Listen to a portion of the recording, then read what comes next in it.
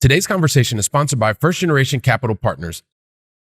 Acknowledge the reality of who you are and what you're like and what your tendencies are. I thought I had to do everything. I thought I had to do every little part of what I'm doing. And that only set me back more and more and more and more.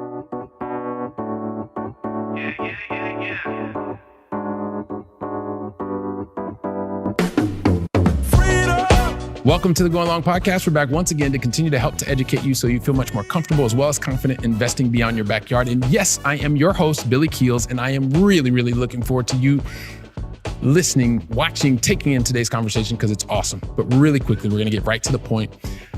We continue to move up the charts together, and I cannot thank you enough. So many of you are leaving your honest written reviews as well as ratings. If you have not done that yet, on the Apple Podcast platform specifically, we've got a nice little video. Would love to know what it is that you like, what you'd like to see change so that we can continue to attract the best guests so that you can get exactly what you need to get closer to your goals much faster. There's a quick video if you want to take a look, but please leave your honest written reviews and ratings. We really appreciate that. For those of you that want to find previous episodes, go to billykeels.com. When you get there, the screen's going to change really quickly. Go to the podcast section and you can download, or you can not download. You can watch every single episode. You can listen to every episode that has ever been released, over 200 episodes, which is just absolutely phenomenal. And then lastly, for those of you who are accredited investors and you are bidding, especially if you've got W-2 and you have been paying lots in taxes, it's really going to be beneficial for us to have a conversation. Why don't you just send an email? Just send it to aiclub@billykeels.com. Would love to have a conversation with you, connect you with some other accredited investors. And if you're tired of overpaying in tax, W-2 income specifically, I really believe it's going to be worth your while. So just go ahead and send an email, aiclub@billykeels.com, to find out more about you. And we can get connected. And then lastly, listen, we're got a great conversation. If you've not heard a lot about the short-term rental space, this is a great conversation, how it ties into your lifestyle, how you can do things that maybe you have wanted to do but have been too afraid to do. This is a great conversation we're going to have with Michael Porche, and we'll get to that just after this. Are you looking for a way to get to long-distance investing success but not spending all the effort? You want to do it in a way that's much faster and it doesn't cause as much pain? Well, listen, I can save you all of that stress.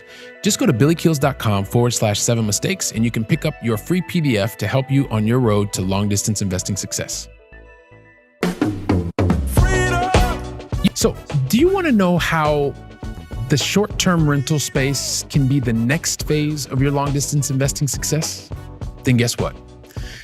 You're going to want to listen to today's conversation until the very, very, very last word. You know why? Because today's guest not only started his career as a firefighter paramedic, and he did that for like 5 years. And actually, he loved his job. The thing of it was, there was something that was missing. Then, you know what? He began investing in real estate. He actually even became a licensed realtor. He became the VP of a vacation rental management company. And today, he is the lead investor of STR Legacies LLC. And it gives me great pleasure to welcome to today's conversation, Mr. Michael Porche. Michael, welcome to the show, man. Thanks for having me, Billy. I'm really excited to be here and just be able to share with your audience and get to know them. You know what, man? I am so looking forward to today's conversation and all the things that you've done in our pre-chat. And I know that without a doubt, your experience and the things that you are doing now is going to add loads of value to the Going Long family. But here's the thing, Michael. You're going to get 5 questions, man, like every single guest on the Going Long podcast. You're going to get 2 in the beginning. You're going to get 3 in the end, and then you're probably going to get a lot of questions in the middle. The thing is, I just don't know what those questions are yet. So if you're all right with that, man, we can ready to jump in. We start the questions. Yeah, let's go. All right, here we go. All right, listen, Michael. So very first question is just to help us understand, where actually do you live in the U.S.?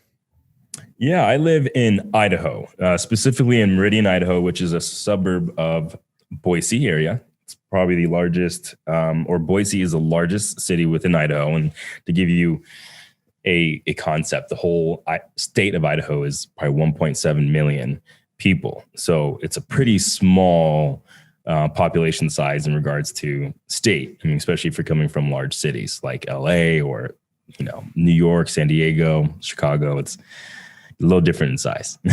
Yeah. All right. Well, 1.7 million people is not bad. But yeah, it's the entire state. So appreciate you helping to give us some context there in Meridian, Idaho. And then question number 2 really is about helping us understand what's the most positive thing that's happened to you in the last 24 hours, Michael? Oh, that's a good question. I like that question. The most positive thing that happened to me in the last 24 hours.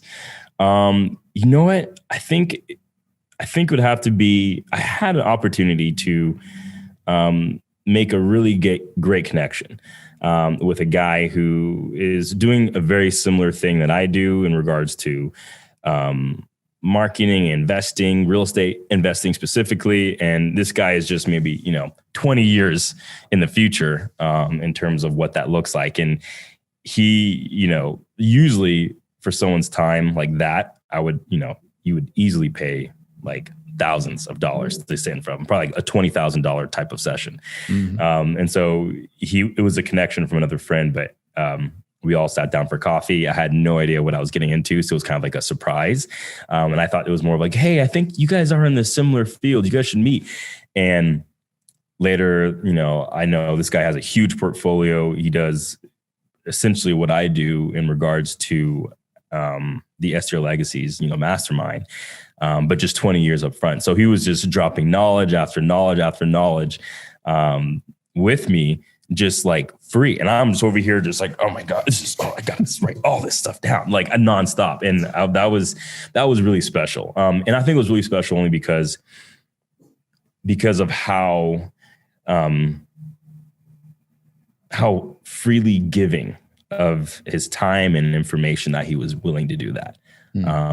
Because I understand a lot of times when you give information for free or just in general, it's not usually taken with value as much unless you're like giving something of sacrifice. But this guy was saying stuff that is easily going to be making me probably multiple thousands, like in the next 2 weeks even. So yeah. I just, it was just really valuable and really, really cool to see someone else do that. Yeah. Yeah. When you get those opportunities to be with others that are years along, whether it's 20 years or 2 years or 5 years, that if you give yourself the ability to keep your mind open, it can really make positive impact. So appreciate you sharing that type of interaction with me, with the Going Long family. It also helps to reinforce the fact the matter is you have to continuously be taking action to get yourself in position to be able to have those types of conversations, right? Absolutely. Which I think is phenomenal. And so I kind of have to, in the very beginning, Michael, I'm just going to tell you one of the secrets that the entire Going Long family knows already, but I'm just going to let you know because you're our new guest. I give myself this super impossible task, like almost impossible. The task is I'm trying to tell your backstory in 4.5 seconds. That's not possible, man. You've done way too much stuff. You've impacted way too many lives and all that jazz. But here's the thing. The Going Long family, they forgive me conversation after conversation for trying to do something that's impossible. Well, they know I like to keep the standard pretty high. At the same time, I would like to ask you kind of for not only for your forgiveness, but also for your help a little bit. So I'm asking you to tell your own backstory in your own words. And if I could also ask for a favor, that favor would be if you could help us understand what are some of the major decisions that you've also made along this point in your journey. And then after you finish telling your backstory, we'll see where you and I take the conversation before we get to the Going Long final 3. Yeah, no, that's a great question and the backstory. And then just to get some clarification and some just being really specific, that time limit, were we thinking like 3 minutes, 2 minutes, 4 minutes? Well, you go ahead and you tell your backstory in your own words. I don't put any limit on you, man. I like it. I mean, so I was raised in California, just in a suburb outside of Los Angeles. And I come from a single parent home. That was all I knew, per se growing up. But when I was in my adolescence, one of the things I noticed right away is, man, like firefighters are really, really cool. I want to be one of those. Like they're heroes, So I was like, whatever I can do to do that, that's what I want to do. And at the same time, some of the other things I noticed where I picked up on, I will say is just, when I really started noticing the difference of what it was like to being in a single parent home when certain kids would be like, you don't even have a dad, or you live in this kind of neighborhood, or, all these little things that kids like to pick on you about. So I would say it took I took notice to it. And another thing I took notice to is my mom was never really home because she was constantly providing for us. And that plays a significant role, I would say, in regards to the decisions I've made as an adult. So stay with me.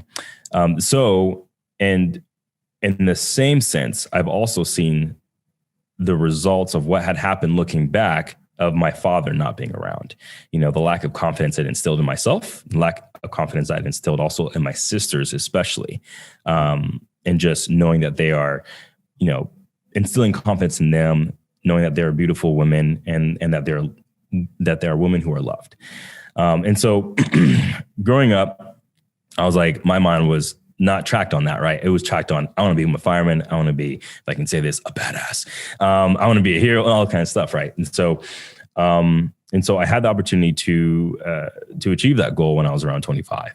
But in between that, there was a moment where I had a come to Jesus moment, and I realized, man, I don't know if firefighting is the end all be all for me, just for the sake of, you know, I had a big ego that was surrounded with that, and I was letting that ego go. But I still saw it as an opportunity to be able to provide for my family, give me enough time to invest with my future wife, my future kids, and go on vacation, do ministry, serve where I can serve, and travel the world. That was, you know, my mindset, because the traditional calendar was 10 days that you work and 20 days that you're off. So after getting hired, single fireman, had a great time, you know, like just hang out with with the boys in San Diego, a lot of, you know, different things you could be doing all around the city itself. I was traveling all over the place, going to Iceland, Korea, China, you know, Germany, Ethiopia, Amsterdam, like all these different places while I was traveling, being able to, you know, as a single dude. And it was very easy that way. But everything changed when I met my wife. And when I met my wife, I really enjoyed doing that with her and investing time with her. I no longer wanted to hang out with the smelly guys at the firehouse. And then, you know, it wasn't too bad, but until I had my daughter. And when I had my daughter, I always said to myself, since now we're bringing it back, I wanted to have my wife have the opportunity to choose if she wanted to work or not. But most importantly, that she had the opportunity just to be a present mother. And I had an opportunity to be a present father as well. And so, but just even her being on the mother's side, I had to work 20 days out of 30. And that's not like an 8 to 5. That's a 24 hours I'm gone. 20 days that I'm getting very little sleep, to the point where maybe the 10 days that I'm coming home, I have like, you know, maybe the first day back, I'm sleeping 5 hours, which I'm missing all that time with them. So granted, it was giving me like, you know, anywhere from 5 to 10 days that were actually with my family.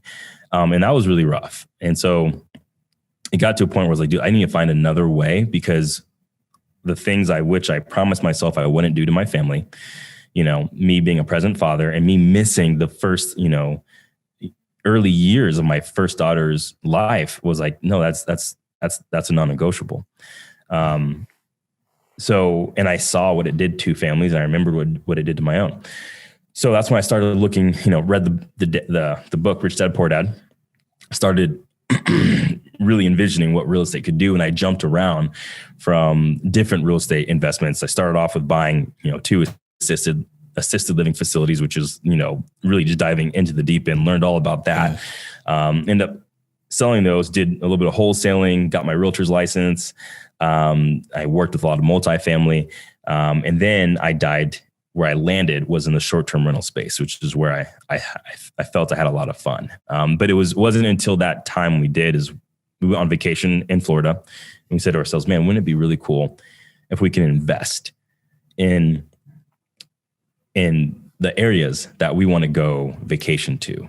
And that brought the question, well, not every area, or not every market, or not every property will be able to give that kinds of returns that would be able to supplement our lifestyle. So since then, I've left the fire service about 1.5 years ago, doing full-time real estate investing, and yeah, it's been a crazy journey since then. But now I run a short-term rental coaching mastermind that helps with some of the principles that we teach. Fantastic, man. So there's a lot of so and we will definitely back into the other things, but ending with the fact that you've not only answered that question, what if you could find the types of investments in the same places that you like to travel, right? I think about you as a single person traveling all around the world, but then also gaining lots of different experiences. As you mentioned before, you were in the assisted living facilities places, you were in the wholesaling, you were able to taste a bit of the multifamily. You got your license, and then you said you had fun. And actually, if you were not watching the video version, you should watch that. Or if you saw what Michael, when he was just talking, like he got this smile on his face when he started talking about short-term rentals, right? Just that area. So, but one of the things that, like, I'm always intrigued, right? Because you had this, you got your dream job, man. Because even as a little kid, you were like, I don't know, but I just want to be like I want to do this as a firefighter.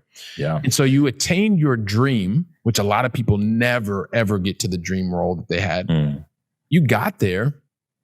You told us a little bit about why, but what was it that even attracted you to real estate? And I ask that question all the time because there's so many different types of roles. Whether you get your dream job, you don't get your dream job, somehow there's an attraction to real estate as an asset. And then you go down, the rabbit hole of which one. But what initially just even got you interested in saying, I want to invest some more time and energy over here? Yeah, that's a great question as well. And I think the reality of that and the acknowledgement of it is it's the end goal that really made real estate, because real estate is just a vehicle.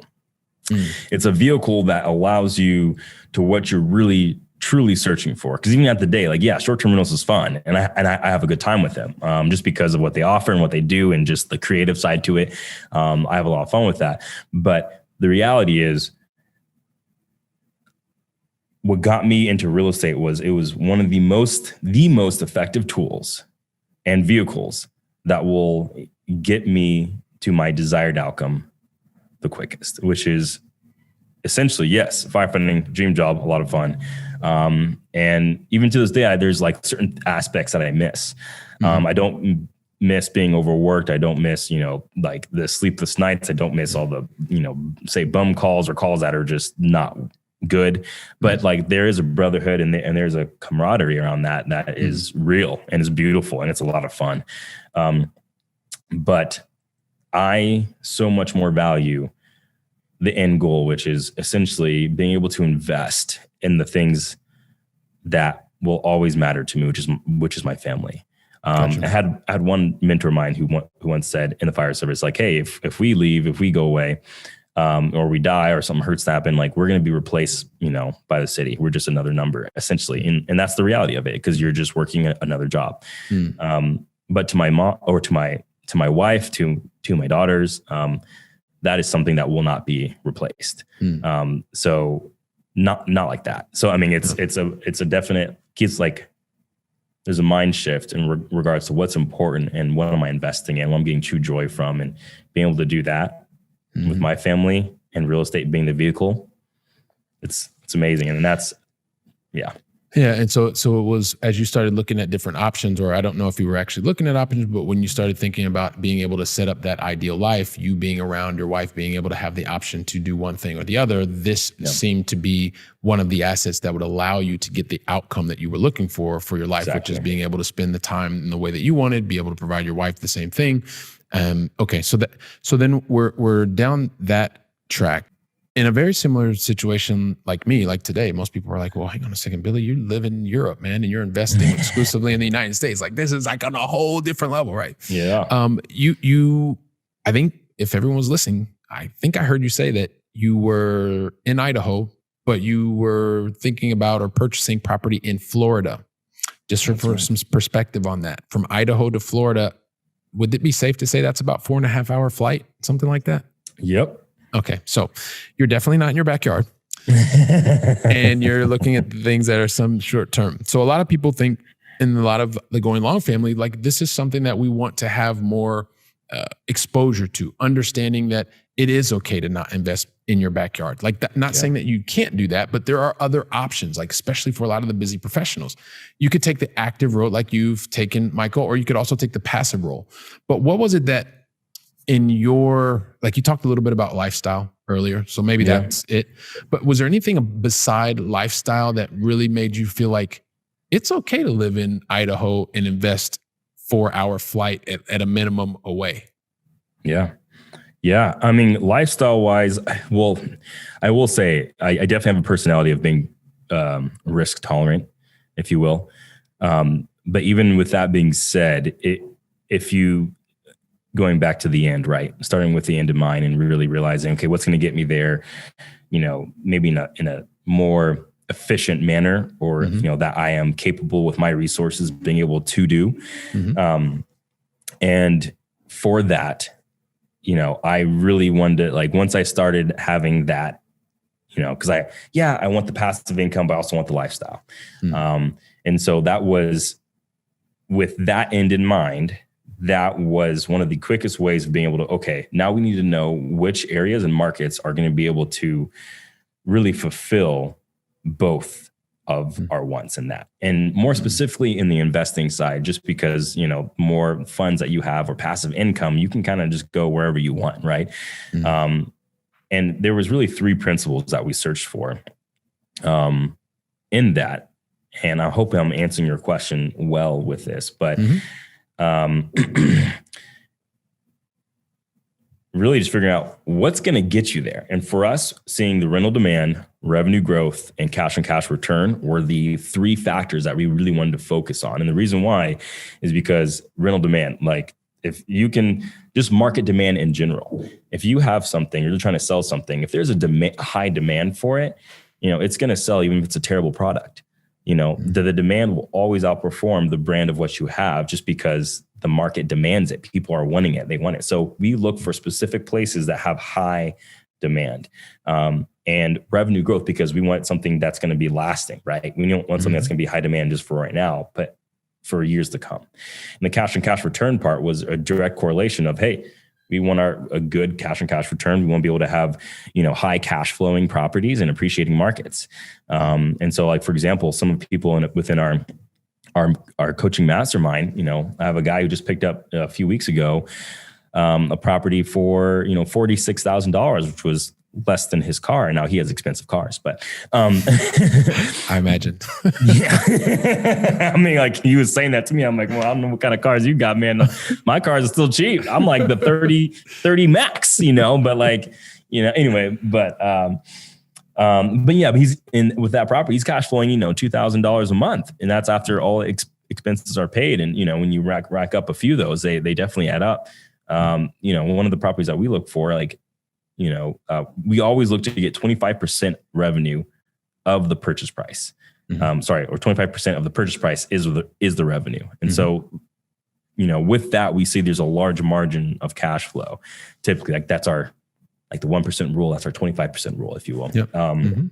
And just so I just want to make sure. So, because this for some people will be like, "What, did I just understand him correctly?" So, in the example, so Michael is talking about an example. He is not giving anybody advice. He's not saying that this all happens all the time. He's saying, as an example, if you were to purchase something that was $100,000, you would anticipate in this example that it would generate $25,000 in revenue. Is that correct? Is that accurate? That is correct. Okay, yes. Perfect. And then from there, you back out all the other stuff. But yeah, so just purchase price, you would expect 25% is the revenue that was generated after purchase price. Perfect. Thank you for that. Yes, and that is according to short-term rentals. Short-term rentals. And that's the minimum of what we look for. So, and that's only because, like, we feel the confidence of being able to find those because of the data sources that we utilize, how we analyze properties, the markets that we're aware of. It definitely allows for good returns, which allow us, with the end in mind, it allows us to achieve our dream of what we're looking to search for with the least amount of, per se, effort or resistance in that process. Perfect. So then this helps us understand a bit more of the criteria that you are looking for, some of the geographic locations, some of the things that you think about, like rental growth. You're looking at the cash on cash return as well as revenue growth, right? These things, I think, will talk to a lot of, especially really busy professionals. The thing that you mentioned, though, Because a lot of times people are talking about short-term rentals and this is a space to be and you've got to do this. But if you're a busy professional, like based on what you've seen, like what are some of the questions that someone should be asking themselves as to whether or not this is the right real asset for them to start to place their time, their energy in, so that they can ultimately get to the outcome that they're looking for as well? No, that's a great question. So we come across this a lot, especially within our mastermind. But so, because essentially, so I'll go on different speaking events, and I talk to a myriad of different people. A lot of them are investors, realtors. And like I end up attracting a lot of firefighters, just because that's my background. Yep. But also in the same space, attorneys and doctors, and different spectrums, because these people are the ones like, hey man, I love to invest in real estate. I need to find that time. But there's multiple ways that you can look into it. And if you're looking to do it yourself, there's a lot of time that can be spent in learning the skills, adopting that skills, finding markets, and buying the properties, managing the properties. But what I emphasize, especially within our group and in different areas and people in general, is you need to leverage other people. You need to leverage other people's skills and their knowledge and their resources, because that's the only way that you're going to be effectively achieving your goals in a timely manner. Whoever has the idea of showing, hey, I've built this empire by myself, that's absolute BS. Like there's no way you can. You need to do it with people, and you need to show these other people value. And so like one of the ways so for example, like in our mastermind, we have two different types of products. Essentially, is like, hey, we will do it with you, which is like, we will help you, we'll give you all the resources that you need, saves you a lot of time that way too, but we'll also teach you the skills. So that still requires time. Mm-hmm. But some people will, hey, I don't even have time for that. But like, and so we just developed like a new product for that very reason, is like, okay, well, we'll just go do it for you. We'll go and find that property but after an extensive questionnaire, interview, making sure that you're qualified, and expectations are, there's a reality of expectations, if you will, but, and then we'll go and, pretty much do the work for them in order to find that. But what you're missing out on is learning the skills on how to do that yourself too. So there's like a give and take in regards to, what you're looking for. But some busy professionals, it's like, hey, that's fine. I'm good at being specialized in my industry in this area. I will gladly hire or use a professional in this other industry to do that well. Yep. And at the end of the day, that is leveraging your time really well, because, if you're in it for time freedom and getting back that time to invest in what you really want to invest in, which is, things that you love, then yeah. Yeah. And it is about, and I appreciate you helping us with that, because a lot of times it is, what is the outcome, right? It's the famous Covey that says start with the end in mind, as you mentioned a couple of times. And also, what is it tying to your goal? If you are wanting to do things more actively, then maybe you want to go into a space where you're more active. But if you want it done for you, well, then there's also that option as well. So actually, I have like two questions before we get to the go along final three. But in the first one is like, so you talked about how you kind of go about the market, but some of the things like systems, because short-term rentals are very different than, like, I have multifamily in my portfolio, right? And that's one time and it's very long. But when I was in my corporate career, I worked in the hospitality industry. So I worked with a lot of really big hotels and the largest hotels in Spain. Help people understand, just like kind of quickly, like what is the difference between when you look at the asset from a long-term rental, like a traditional, you rent and you've got your tenants, versus how you manage a similar type of asset for short-term rental? Yeah. So, and the difference between, just to understand the question correctly, it's long-term rent. Like, how do you manage a long-term rental versus a short-term rental? Well, just some of what you would consider maybe some of the advantages, probably a better way to state it, of the short-term rental, and maybe some of the things that could be disadvantages that maybe people are not thinking about when it relates to you having short-term rental as part of your portfolio to get you to the outcome or get you to the destination sooner. Yeah. So, I mean, right off the bat, with short-term rentals, like some of the pros of it is essentially you're running a business out of your out of a home. And that business is in the hospitality business. And you need to consider it as that. There's different insurances that you're going to want to consider because it's a business. It's not like a landowner, whatever that phrase is. like a landlord, or is that what you mean? Like, insurance. Not owned by landowner. Okay. Yeah, it's the insurance policy that I was referring to, but there's like specific business insurance that you can have for short-term rentals that are specific, like very geared towards that. And so like the pros of it though, because it is a business, like there is definitely money to be made that is a lot more. It can be twice as much, 3 times as much, sometimes 4 or 8 times as much. During certain peak seasons. But you're in the hospitality business, and that is something that you could really do well with. But on the management side of it, that also means you're going to have to run it like, manage it like a business as well. And so and what's really nice, there's, management companies that you can go and hire, that can be able to do that for you. You just want to make sure they're managing it well and that you're also kind of managing them, just because that is, it's good managing your investments that way, but ensuring that you're getting like the best rates, returns, on your investment. Now on a long-term rental, there's a lot less involvement. Management costs a lot less. And, you have maybe less risk to your property or more risk depending on the situation. Because honestly, I'd say short-term rentals are less risk only because there's more people going through. So there's more action of there being like, say, a lawsuit or something happening or of that kind of, situation. But if you're prepped with good insurance, with good asset protection, with good agreements in place, there's ways to mitigate all that risk. And even on the short-term rental side, what's great about good management companies is that they will go in and keep it into a ready for sale condition. Whereas a long-term rent, after the long-term is, vacated, the renter is vacated, you have to go in there and get it all nice and fixed up. Whereas because you're in the hospitality business with short-term rentals, you have to keep it at a certain pristine condition all the time. Yeah. And the way that you broke that down, I think is a great way to really think about it, right? Because at the end of the day, the short-term rental business is a hospitality business. And so it's really about service, and it's about making sure that you are providing, both are service oriented, but this is on a shorter cycle. And at the same time, because it's a different type of business model, you pointed it out earlier. Typically, if you're looking at a longer term rental or your traditional rental, it's, you're going to look at something that's a 1% rule, right? Or maybe 12% if you want to annualize it. And yours is twice that, but it's because the businesses are different. And it's important to understand, because you've already broken it down for us. And number one, Michael, you have lots of experience in different areas. You did wholesaling, you've done multifamily, you're a licensed broker in agent.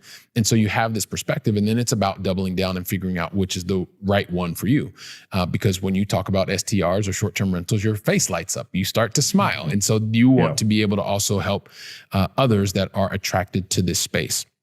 And then really quickly, before we jump to the Going Long Final 3, because you've mentioned a couple times, you also, aside from helping, you also have a program where you actually can teach people more about the short-term rental space. Maybe you could talk to us, kind of give us a 30-second kind of understanding as to what that part of your value add is for others. Yeah, I'd love to. So the coach, it's like a coaching mastermind program. So essentially we call ourselves like STR or short-term rental practitioners, which we're just people that are in the space. And we do operate on that principle of like rental demand, revenue growth, and cash on cash return. And we influence the little or no money down strategies, working as a team in situations like that. But essentially I bought like this data that you can buy. Well, I don't know if anyone can buy it, but like you have to like go in the back end. But utilizing AirDNA, and we bought this like data package that allows us to see some of the top cities that are involved with those three metrics plus 17 other more.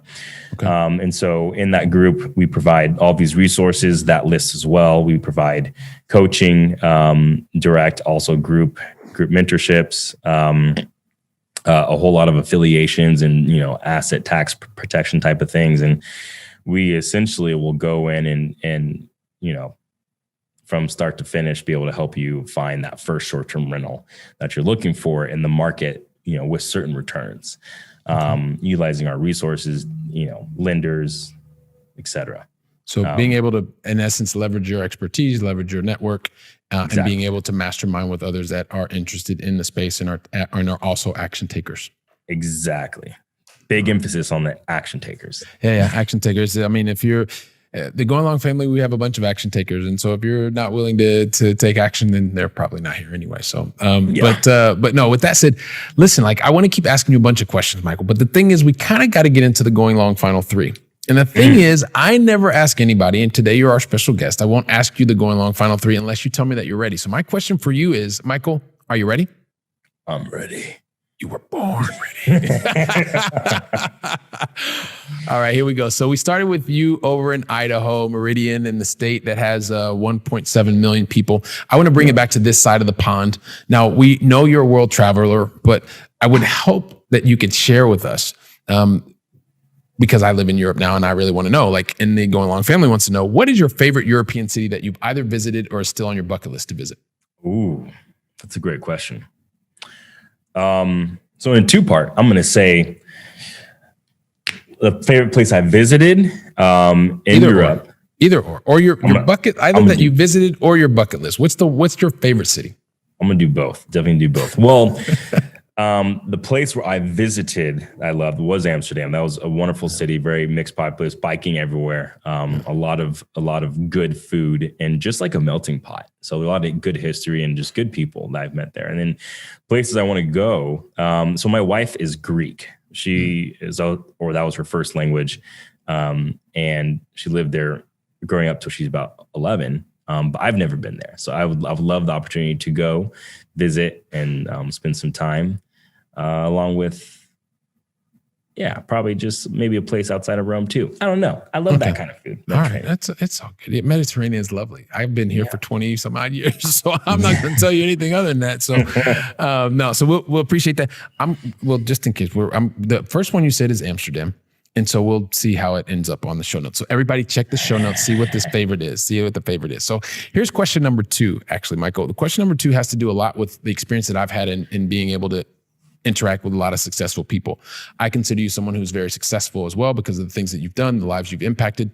And hopefully you'll agree with me. One of the things that makes really successful people successful is that when you put a plan together as someone who's successful, you execute the plan, and the very first time you get it right, and then afterwards you continue to repeat and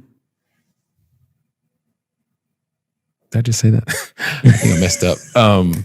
No, anyway, no, it's kind of a joke. It's a joke. It's an inside joke between me and the Going Long family. Nobody's perfect. Nobody gets things right the first time. The reality is, people that are very successful, they make a lot more mistakes, probably 20, 50 times more mistakes than anybody else. Yeah. But the reality is, Michael, they do something very differently.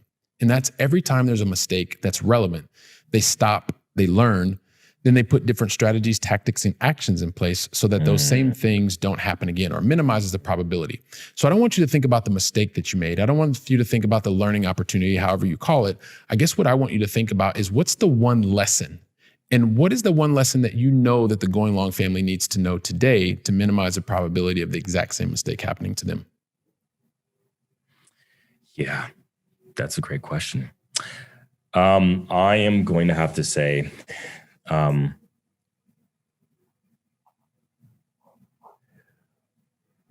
it's one of the most valuable lessons in regards to, say, something that I didn't do, I failed at, was so I would say I'm not just acknowledging the reality that I'm not a detail guy. So I think one of the most important things is to really acknowledge the reality of who you are and what you're like and what your tendencies are. And so I thought I had to do everything. I thought I had to do every little part of what I'm doing. And that that only set me back more and more and more and more.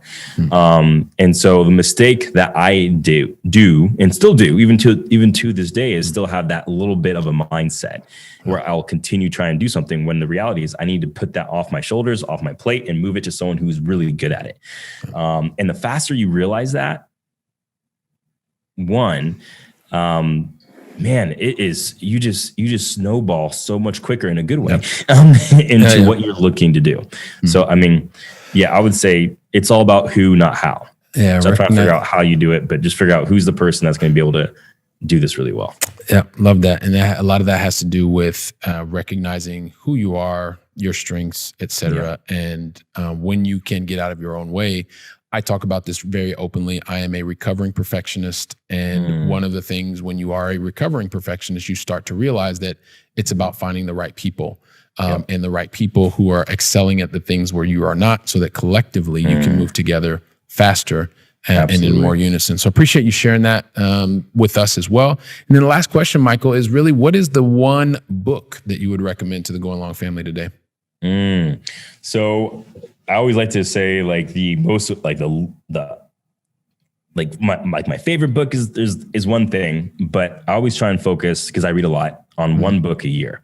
Like, what's the one book that I read that year that had a lot of takeaways from? And that would be, I would say, The $100 Million Offer by Alex Hormozi. He is a guy who is like, net worth is around maybe 100 million. That's why the name, hence the name, right? But he did it in such a way where it's just putting things in that essentially building an offer that is, you would feel stupid saying no to. Right. And that's the principle of his whole business, essentially, is creating an offer that's so good that no one will say no, but also, charging the value of what it's worth as well. So I had a lot of good takeaways from that book. Read it a couple times, and it's definitely transformed my mindset in regards to practicalities and realities of how people like to do business and how people think. So, Awesome. So the $100 million offer, we're going to include that in the show notes. I appreciate you sharing that with us. And I'm just thinking about this guy from California who grew up with a single mom, saw these people going by on the fire trucks and was like, wow, I want to do that. Wow, I want to do that. Wow, I want to do that. And not only did you say you wanted to do it, you actually took steps to actually make that happen. It became your reality. You are one of the very few people on earth who was fortunate enough to attain your dream job. And even when you attained your dream job, you realized that there was something more that was out there. There was something that you wanted to be able to do. You didn't like the 20 days on, 10 days off kind of thing. And not just 20 days, 8 hours a day. It was like really, really long days. You thought about yourself, your future spouse, your future children, and you being away a long time. And that just was not something that you wanted to do because you did not want to repeat the cycle. That part I'm adding, but I'm just think that that's probably had something to do with it, right? Yeah. When you start thinking about that, one of the things you did though, you started traveling. You realized that this was interesting, and then you found out the travel was interesting. It opened your mind. You started to really see what was possible, and then you realized what are the types of assets that you can invest in that are going to help you. And so then you tasted a lot of different things. You tried wholesaling. You got into multifamily. You got into assisted living. You have all these different experiences, but then your face just lit up as soon as you found the short-term rental space. And now that has become the catalyst for what you're doing, how you're building your lifestyle, you're designing your life, and you're also teaching others how to do it. And I know that so many people that are part of the Going Long family, Michael, they're like, Billy, just get to the point. Just ask him how we can get in touch with him. So help us understand, what is the best way for the Going Long family to find out more about you, what you've got going on at STR Legacies LLC, and just how we can connect with you, man? Yeah. So, I mean, you can probably find me through strlegacies.com, strlegacies.com. And that's one way, or michaelporche.com. There's different contact me options. So it's probably one of the best ways, and you can get in contact from there. All right, perfect. And it's Porche, Porche. So when you're looking up Michael Porche, that's who you want to look up. And once again, you can go to strlegacies.com. And listen, Michael, I just want to say very much from the bottom of my heart, man. Thank you so much for investing your time with me and the entire Going Long family, man. Really appreciate it. Yeah. Thank you so much, Billy. I appreciate being on the show. All right. Thank you so much. And Michael, if you give me like just 10, 15 seconds just to say a couple last words to the Going Long family, and then I'll let you out of here. So Going Long family, look, you just got a masterclass in short-term rentals. You found out about how you can ask the right questions of yourself to see how this asset can help you get to your goals, get to the outcomes that you're looking for in your life much faster. And I know Michael's here to be able to answer any questions for you. So do me a favor though, take today's episode, share it with somebody. You know somebody needs to hear about this. Talk about it. Talk about the different concepts that Michael was talking about and put that theory into practice. And while you're doing that, I'm going to be here waiting for you for the very next conversation. So until then, go out and make it a great day. And thank you very much.